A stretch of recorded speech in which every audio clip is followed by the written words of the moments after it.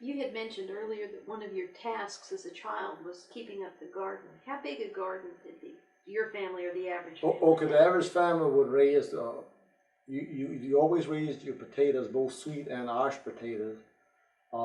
You raised your butter beans because you would, use them green, and then you expect to dry out a certain number of them to carry over into the winter. Your fruit, apples and peaches was canned or dried. We did both, dried both apples and peaches.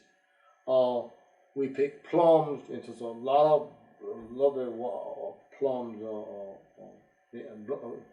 plums, blackberries, blueberries, huckleberries, and then there was a delicacy that you could look for in the fall called a chickpea.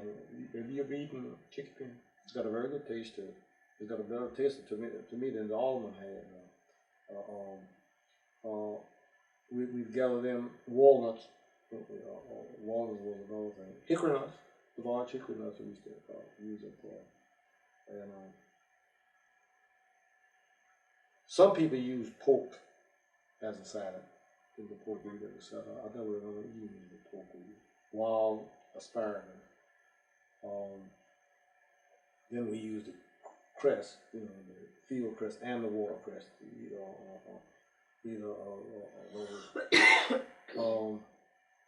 Turnips, rutabaga. That was something we raised. They were mostly fall garden.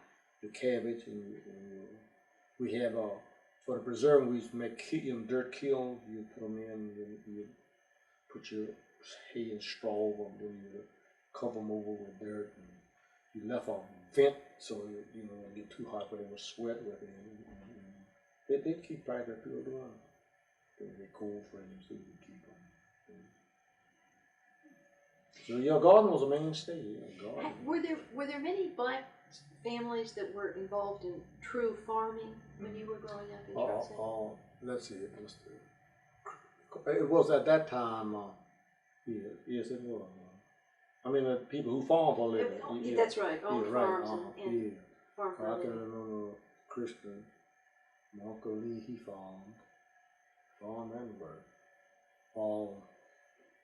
And then there was the Jones. Quite a few at that time. Are there any black farmers left in the county? I dare say that you would find.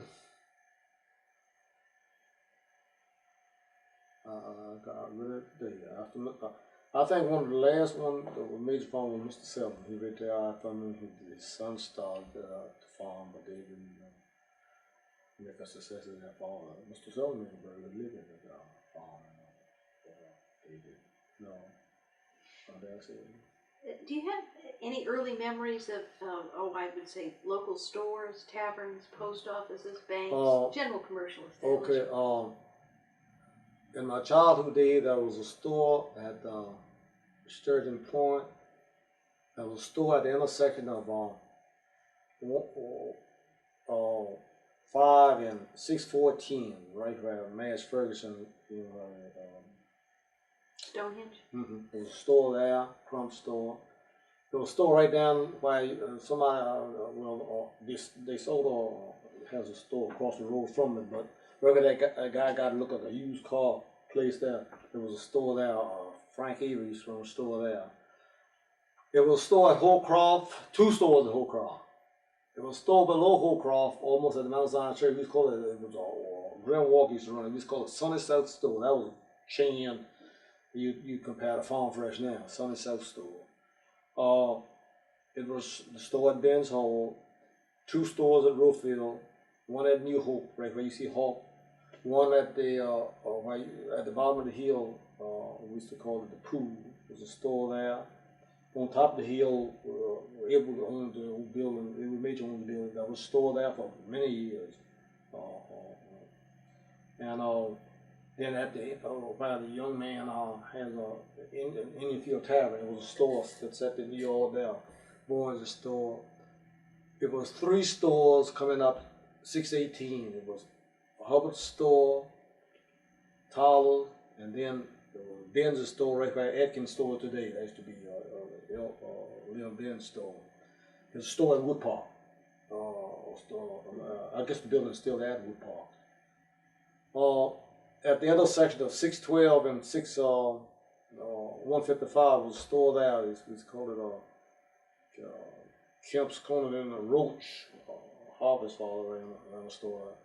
And then there was a store just a little down the road there, just before you went in the hill. Somebody had a nursery at one time. There was R.D. Adams, father to Daniel. They used to run a store there. And then years later, a store was right where the Community Action Agency store there. I think Charlie East put a store there.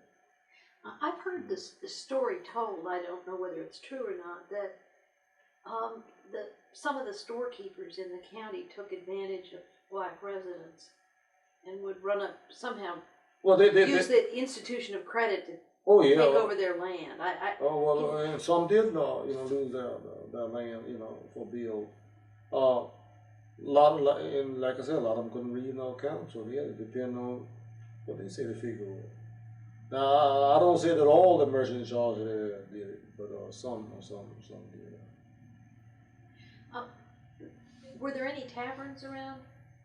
Bars? Whatever you call them? Not in my day, no. Before me, before the First World War, there were bar or taverns. New Hope was a tavern. Right at the intersection where you see Hope Store, it was a tavern section in the corner. There was a tavern there. It was one of that Blanks Tavern. In fact, that was out pre-revolutionary days. It was a tavern there at the crossroads, the Blanks Tavern. I believe there was one in the western area. There used to be a tavern of some sort at the intersection of Road 609 and Road 5. Not kind of across from the Episcopal Church. There was one in the intersection there. Was this to accommodate people going to church, or was it? Well, at that day and time, those that going to church wasn't supposed to be the tavern type of crowd. Just a curious location for a tavern. Yeah. You had mentioned earlier that your father worked for the railroad. Did your mother have any employment outside the home? No. How about your grandparents? Was your grandmother also a homemaker? And my grandma was a homemaker, but she also worked as a domestic cook there for the Travis's grandfather. She worked for him. She was an excellent cook. What about your grandfathers? What occupations did they have? My paternal grandfather was a woodcutter, cutting logs and wood. My maternal grandfather was a rail person, the railroad maintenance person. What did your parents talk about most often, and what do you remember about what troubled them, what made them happy, and what advice they most commonly gave you?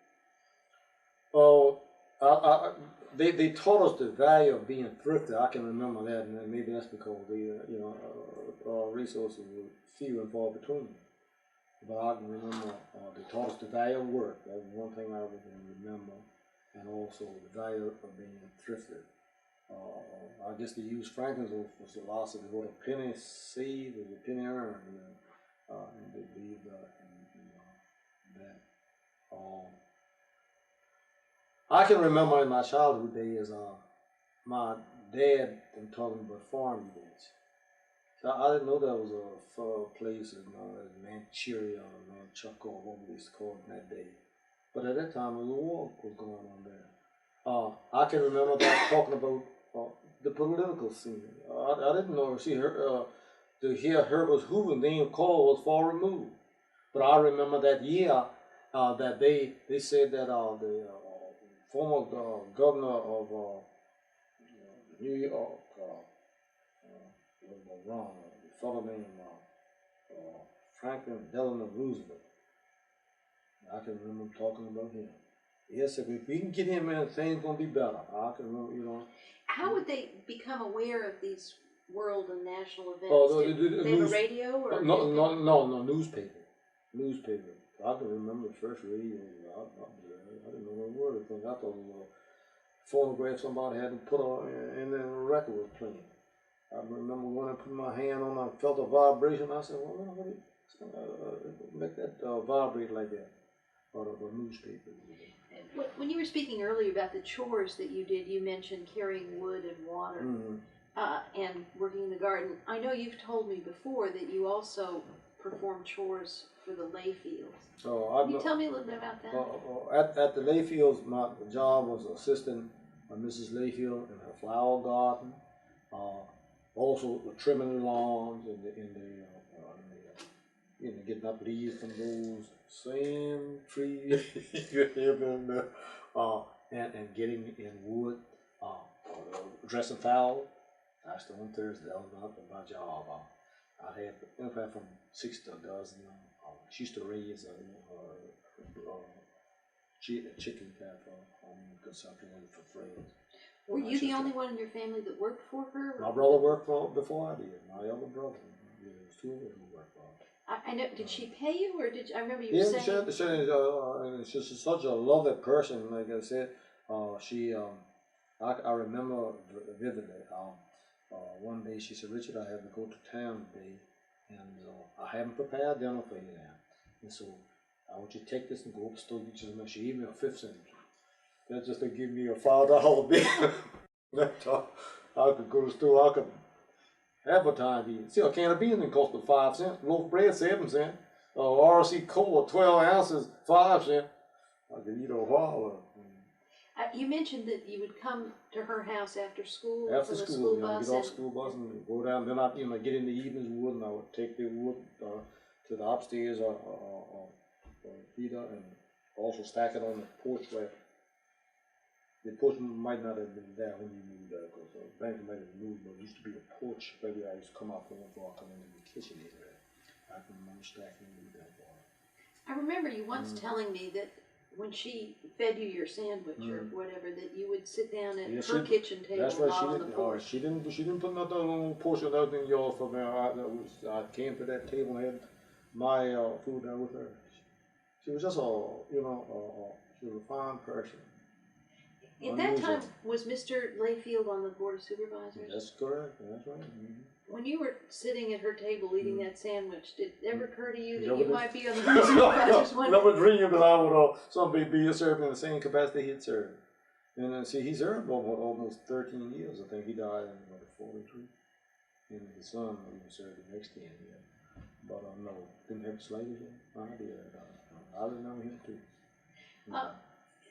I'd like to ask you now, or focus on stories that your parents told you about in even earlier times, or your grandparents or other elderly people, but stories that have been passed down to you from your family or other elderly members of the community. Are there any stories that you heard about slavery? I remember my father mentioning of knowing some elderly person who had been slaves, who had gotten their freedom in 1865, and then he remembers that in the community, it had been conveyed to him by his forebears that there were a number of the colored in the community who bought and sold slaves just as they did white. So it wasn't an unusual thing to know that the colored owned slaves and bought and sold just like the white men. And one thing I remember, my neighbor, he was born in 66, I think. But he said as a boy, there was a gentleman living in the community who had been born a slave and raised a slave in Charles City. Excuse me for just a minute. Do you know the name of who that person would have been? I can't remember his name now, but he told me in the general area, he lived in the community there somewhere between where the old Elam church community and where the glebe is today. Somewhere in that community, but he said that he remembered him saying about his, they used to already refer to it only as master. Said master carried him to Richmond. He assumed they're going to carry him out to buy him some shoes. And he said he remembered him placing him up on the block, and the different fellas come around and look at him, and someone would feel his legs, I guess looking for sagging muscles or very cool fingers or something. But he said it only dawned on him late at evening that when they began to close down, that he didn't see his master. and somebody else carried him. And he said they carried him to a place called Hanover. He had never heard of that. And he said on the farm that they carried him to, it was a river at the backside of the farm. And in his mind, he believed that river went toward Charles City. He watched the way the water flowed. And he looked at the sun, and he said he planned his escape. And within 4 months, he did escape. He came back to Charles City. He said the Union forces then was in occupying the area, and they hired him, and he spent the rest of the war working in the military service. He gained his freedom at the virtually being employed by the federal forces. When you've told me that story before, you've also mentioned something about the men who were held captive in a stockade on the Meadow Road, and his running into he indicated that they carried a wagon of supplies down to Kennons, right there in what we call Sturgeon Point. And he said they had some type of activity. Some of the local militia had got involved with the federal troops, and the federal troops had taken prisoners. And so the stockade was there in what we call the Meadow area, right across from Mr. Washington there. And he said he remember on the return trip from carrying down the food for the lot of horses down at Killen, they had to bring back these captive prisoners. And said in that group of prisoners was the person that sold him. So he had an urge to just reach and get a spiel of that wagon, but he knew that he wouldn't allow him to do so. He gained his freedom. You previously described your parents and grandparents and great-grandparents back to 1788, and they were all freeborn. Was there a class distinction in the black community between those families that were freeborn and those who were slaves? My grandmother said that they were cautioned not to socialize with those who had been in bondage. And like I told you, she's raised right up here in the northwest second hill, back of what we call Kizzy's Road now. And she said that she remembered them saying that they didn't want them to fraternize with those persons. And she used terminology just like this here. She called them sot-free niggas. That was the terminology they used for them, indicating they had been in bondage and they, You're saying sod-free? S-O-T. Oh, sod-free. That's what it sounded to me. That's the way I spelled it. Sot-free. We'd say they were set-free. Oh, sod. I'm sorry. Okay.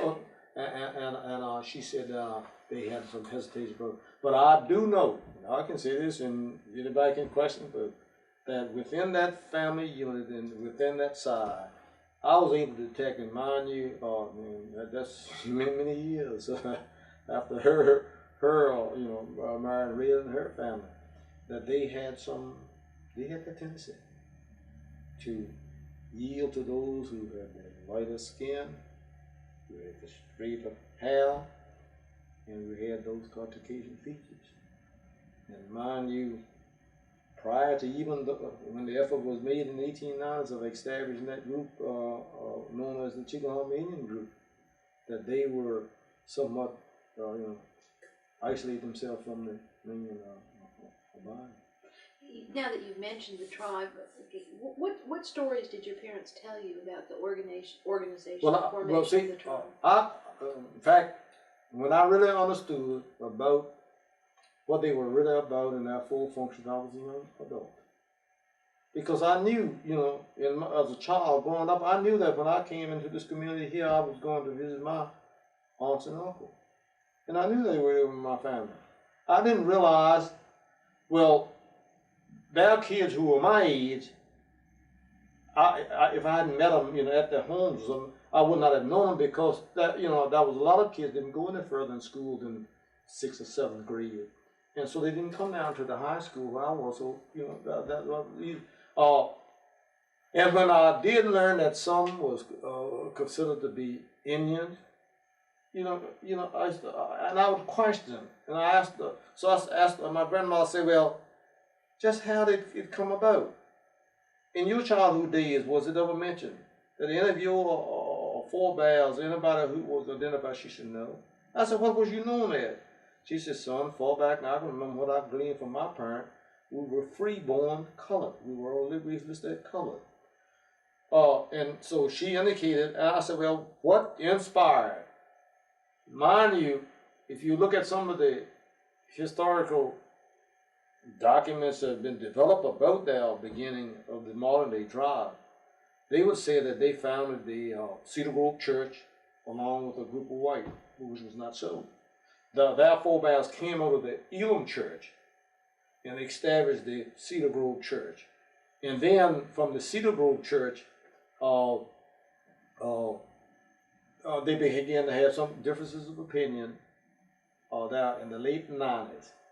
And then that movement began to come to the forefront about pulling off and identifying themselves.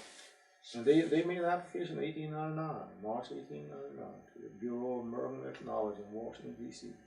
And the application on file, you can, to be recognized as a, Yeah, you previously mentioned to me that they first began sort of as a club that had membership dues. Is that, do I remember that correctly? I've heard that said that they had to retain membership, payment of membership. And also now you always got some tales that go along with it. They said that in order to be considered, you had to go through a certain physical test. They used to call it the cone test. And then when you walk through, if that cone got tangled in it, said they're going to even shunt you aside. They told the tale, one of my cousins said that, and he badly wanted to be joined in with them. But his hair was a little too curly. And so he got hung in this. He said, take it out. He wasn't going to go and stress it. But no, it's very unusual. And in that organizational group, two of my granduncle, Uncle Henry and Uncle Allen, they went in with that formation group. The three sisters and the other brother did not. And I hear my grandmother say that when they were recruiting, she said her brother come to see her to get her and my grandfather's John. She said, no brother.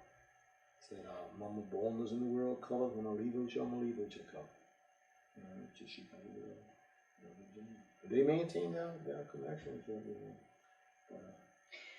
As your parents told you the story, were relations between blacks and those who became the Chickahominy Indian tribe, were they acrimonious? Were they friendly? Were they? Well, like I said, they were friendly because, in her mind and the sisters and all, they never did differentiate.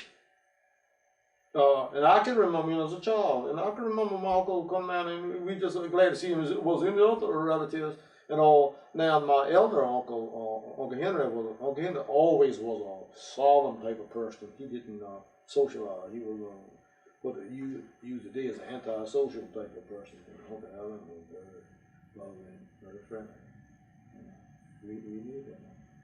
Well, when did relations between blacks and Indians become contentious, or I don't know, difficult? Let me put that. Well, I'm saying that once they got organized, they attempted, and they weren't getting recognitions, because see, that was a lot of opposition, not even from Caucasians against that idea that they were putting forward, and so they had to try to establish themselves in saying that they had no relationship with those who identified as color, for the sake that they were, and that's what they stressed, trying to, and like I said, up until 23, around 24, they were being married here.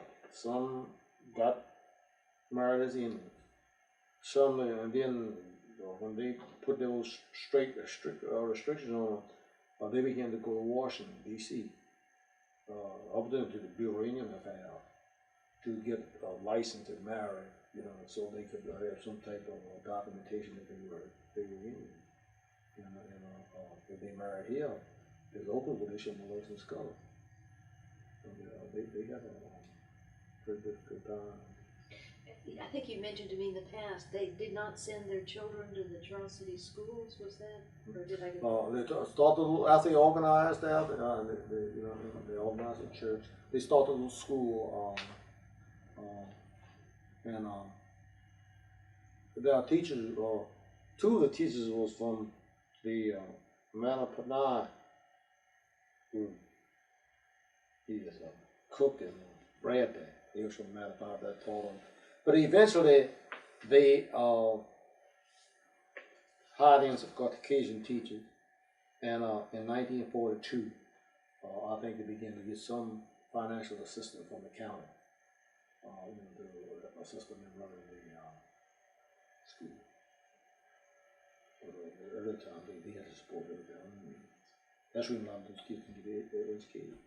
And because my peer group, there are none, who were blessed to get high school educated. Might have been a few who, after World War II, who had been in the military, who took advantage of the GI Bill and went to a little school in Oklahoma, a little Baptist, American Baptist school, Bacon, and got that high school, or someone got high school, a graduation there. But I dare say that they were issued any diplomas in Virginia prior to 1960, 62. You mentioned the one story about slavery that also involved the Civil War. Were there any other stories about the Civil War that were passed on to you? Oh, they were he had mentioned of some of the involvements. There was a place down alongside the Chickahominy River. It's where the young man built a pig farm right there. Mount Sterling. Where you go across that creek there, there's a place over there we call Soldier's Rest. And they told me that there was probably some activity in that area. There's a possibility, because they said one time that some troopers were buried there, in part of a conflict in the area. Also, they told me that in the area where the Charles City Chapel Church, right there on 614, that some were buried in that area. But I can remember my grandmother reference, and I didn't really clearly get a clear picture until last year. And the young man came through to do the research for the uncontracted National Park Service of the conflict on 24th of June 1864. And she had told me about they had a battle up there near, they used to call it Samaria Church. Some historian referred to it in their document as St. Mary's, but the name was Samaria. It was a white Baptist church right up there, but near where Holmes the service station is in.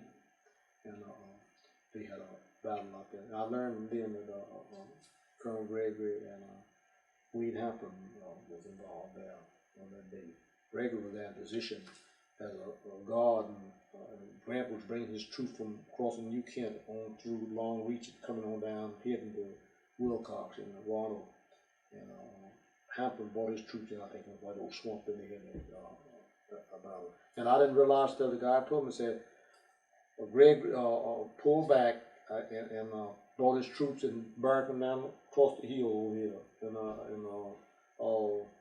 another young man who got one of these metal farms, and he had picked up a button of that same unit. It was a New York cavalry that Greg commanded. Greg was moved over here. That's where the guy was right. But he told me he had studied Greg's record, he had studied Hampton's record, what transpired on that day. But my grandmother had told me, and she told me she remembered the morning the Richmond burning. So they could see all the smoke in the air back in this direction here. They didn't know what was really happening. They set fire to it.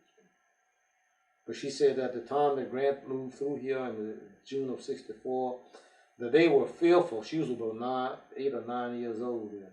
And she said they were fearful that the troops would take their chickens. And so they killed the hens in the house, and Uncle Henry, he killed the cow down in the meadow to try to hide her down, and so they shoved her down in the meadow there. They thought they would take her. They said they didn't molest them. I think she said 3 or 4 days passing through at that time. Did your parents pass on any stories to you about people who are famous in Charles City history that might not be in the history books, about people like Lot Carey or John Tyler or William Henry Harrison?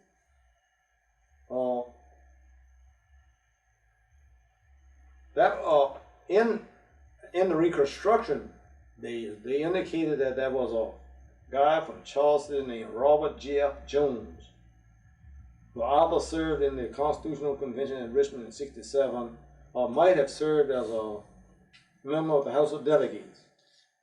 Robert Jeff Jones. This was another guy named Patterson from Charles City, who might have served also. But I know the last person to serve in the General Assembly in the closing days of the 19th century was Dr. Franklin's father, A.Q. Franklin. He served 1889, 1891. He also served as Commissioner of Revenue of Charles City County for a number of years. Did they tell you about these people, or are these just names you remember? Well, they told, because it's natural. My grandma knew, because she was, she was an adult at that time in the Reconstruction period. She was an adult, and she could remember. Because I didn't know, I remember reading this, but I didn't realize they had a depressed period during the early 90s on Grover, Cleveland, and she described it. It was a lady who lived in my neighborhood in Ben's Hall. Her name was Miss Lucy Lee. She used to work for Grover at the White House there, and had some beautiful artifacts. We didn't know value. We knew value but she worked for Grover Cleveland at White House during that period of time. She might even work for another president too. I can't remember her as a child. She would tell her expressions that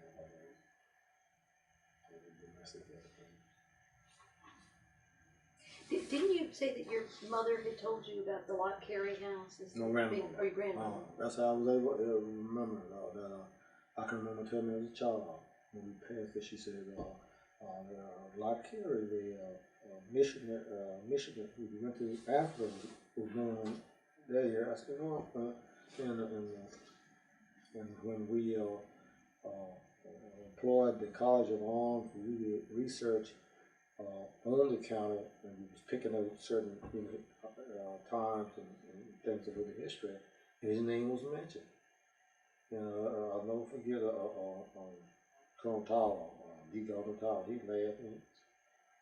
He told me he's kind of skeptic at first, and I told him, I said, well, the only thing I oral history, I can remember it. And they did research, it was like he was the person. He was the first American Christian missionary, black or white, to go from this country, to the Africa as a Christian missionary. There were some there from England at the time that he went there, but he was the first.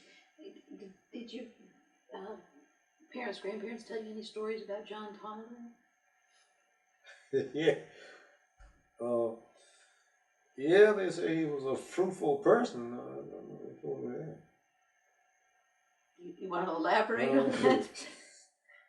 They say he had a lot of family over in the Ruefield community. Well, it wasn't known as Ruefield, as well as he had family over at Sherwood Forest. And I knew descendants of two of them. Sylvanus Brown and Murray. I'm trying to think of Murray Brown. I mean, she might have joined me. Murray Susan, I mean. Murray Susan Brown. But she and her name, Sylvanus too was his children John Dawson. Did they tell you any stories about prohibition? The period in American history when liquor was illegal. Well, they've been making stump juice in Charles Hill for many years. Somebody that was Mac James said. Mac claimed they made that in 1690. That's what he tells me. Okay. My father said even during the prohibition came, but what was 1916? He said that they could they still was able to order whiskey from Baltimore. He said, he used to come down the bay on steamer, and they would, he must have got to the customs area in Newport News. Because he said that he remembered, when did we go in war? April 1917, and to start the draft. It was two young men in the community, three. He remembered had to go forth and register because they had you couldn't order it if you were below 21. And they put the age up 21. And that's it, they had to go and register. And they got drafted in the military by virtue. Some wasn't that old. By buying liquor by mail. Liquor by mail. But where does the name stump juice come from? Because they claim that slump juice, well, once they made the liquor, they would hire, store it in the store plug and carry that with somebody to find out. They call it. But whiskey is still was plentiful when I was a kid. Being made illegal in local stills, bootleggers. That's a swamp that leads off from your park going there. I dare say it was 3 or 4. I can remember the lawyer as you get further down towards the Cypress Bank. It was one there that they had their living quarters down. They work shift there. They work shift, and right over there, the place they call Ballastville. There used to be one of the swamp that come back there, and that was a big operation there. I remember this yesterday. And then there's a lot of little stir. You don't know what a stir kettle is, do you? Well, that's the little small rigs you might just stir up and cook your own little open flame. You can cook mash, and get it to vaporize, collect the steam. If you got some way of collecting steam and convert it to liquid. Oh, boy, that's it. I know persons who that was their livelihood. Some of them that grew up never knowing a job, all this, they make it there. Were there illegal gambling joints or drugs also, or those things that are just products of modern times? Drugs in this area probably of modern times. I remember when the youth you didn't see too much that. If you're talking about somebody being on dope, that sounds strange. We had a cousin who must have lived in New York before he did. And he came home and somebody said, yeah, Forrest on, he kind of acting up. Said he on dope, but we know what no dope was, he don't know dope. But, and I think at that time he was probably using marijuana as a drug charge. But no, I didn't know that he was neither or nothing yet. Did your parents ever talk about women's suffrage, about women getting the right to vote, or was that a subject not of interest to them because most blacks couldn't vote? Couldn't vote in the general politics. And mind you, until 1973 in my church. 1973.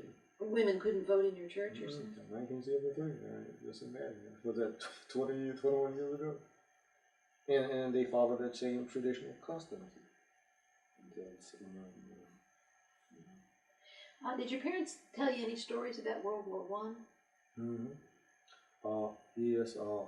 My father was exempted because he was considered to be head of the household. He wasn't married at that time, and I think at that time my grandmother was living. He had a sister that was living there, and a niece, and a nephew. I think. There was but 5 who lived, but anyway, I know he was deferred. He was deferred for military service, but my mother had 4 brothers who served in one was wounded in action in France. She had 3 in the army and 1 in the Navy who served in that period of time. They told me about it. They told me about the one of 1918 was excessively a cold winter. They told me the river froze over. My father said the first time he remember seeing a skunk. Like I said, he said evidently they must have came across from south side of Virginia on the ice, he said, because after that spring he saw a skunk for the first time. And he told me about the building of Hopewell. How a lot of the men from Alabama County got jobs with the bill. Because he said that was just a small town. City Point was just a small town up until 1960. And they built those plants down. And he told me at that time he was deferred. He was working the railroad then in Newport News, and he said that was a major port of embarkation at that time. Because he said they would bring troops through and load them on ships at the docks there to ship them to France. And he said sometimes they would kind of razz their troops. He said the troop would say, see him working, it must have been, there was a class that you could be in, like we used to say 4L, that we considered to be a non-fit. And so he said one of the troopers hollered at one of his back in the troop training there one day and said, yeah, you be I said, what class he in? He said, I'm in the B class. I'm be here when you go and I'm gonna be here when you get back. and he said, but he's a minute trooper. He said, difficult time. They brought on a National Guard regiment from Illinois, 8th Illinois Regiment of Infantry. They were all colored. And he said they didn't want them to leave the encampment that goes on Washington Avenue. I said, oh, you know, got their weapons and went on over Washington Avenue. And said they didn't mess with them either. But he said, you know, he said many troopers moved through there to France. Mr. Bowman, I'm going to ask you 2 more questions, and then I think we'll stop this session of the taping. The first is, did your parents ever mention the great flu epidemic of 1918? Yes. They indicated evidently that was their first experience to know about this newfangled, to them it was a new disease. But they told me it had happened, the effects of it. My dad said that people were dying, and I've learned since that really the flu didn't kill them. Even the pneumonia set in on them, and we used to wipe them out. But he said, I can remember that you meet them coming from the graveyard and going to the graveyard. And he said they won't even have a funeral, you know. They go ahead and bury them, you know, and or maybe set a memorial service at a later date. Yeah, he said it was just that. We lost an aunt. My dad's sister is next to him. She died. She was 27 years old. But quite a few of those who were mustered in service died in service. I know 2 or 3 from Charleston died in service as a result of flu. But he said it was terrible. And he said that really they didn't have, you know, too much medication to fight with. Might be quinine, he said. Did you ever hear of Alpanol? No, there's another thing they used to use, acidity. But he said they would put that on a bag and put it around your neck and smell it bad enough to kill any type of disease. I remember that. My last question is, did your parents tell you any stories about sensational crimes that had taken place in the county? And by that I mean lynchings, murders, arson fires, robberies. Yes, they told me that in April 1893. I was the last known lynching in Charles City. It was done on the Codos Green there at the Charles City Courthouse. The person was a Brahmin, his name was. I don't know whether it was Turner or Osmond. But he was supposed to have either attempted to assault this white lady or said something to her. And they claim as evidence he left his hat. But anyway, old man John Knight might have been the sheriff then. The only place where we got the neighborhood facilities now. And they carried him and locked him up in jail. And a mob came and took him out of jail, hung him up on those old trees there in the yard. That was the last known lynching. And I looked at the official record, and the gentleman who kept the official tally put down cause of death, Murdered. So I said he was a brave soul. And this was a colored man who was keeping a record of Dr. Frank's father. I said they called, so you know, somebody had been intimidated not to tell the fact about it. But you know, you can look at the official record, you see that they recorded him as being murdered. And then I hear my grandmother say, but a trial they had a gentleman down in the community I was raised at. Right up, I used to say Brian Gardner live at now. There used to be a store right across the road in front of it. Where you see they claim there used to be a store in the house he's in, but there used to be one across the road there. One of the Howards was killed there, and somebody knocked him in the head with a weight, you know, where you put on the scale. And he was hanged, but that they used to hang him at Charleston Court in 1980. He was hanged for that crime. And I also hear my grandma mention that her father used to cut their heads open and extract the brain from them. And they would ship the brain to a little school in Richmond. So that was the forum MCD. Now I guess the students use them for study. I've heard I use that as say 10 to 2 or 3 times that I've gone and performed it. But I thought that was a gruesome job. I don't think I make that head. Well, I'm sorry to end on that gruesome note, but I think we've asked you enough for tonight. Okay. We'll pick it up another time.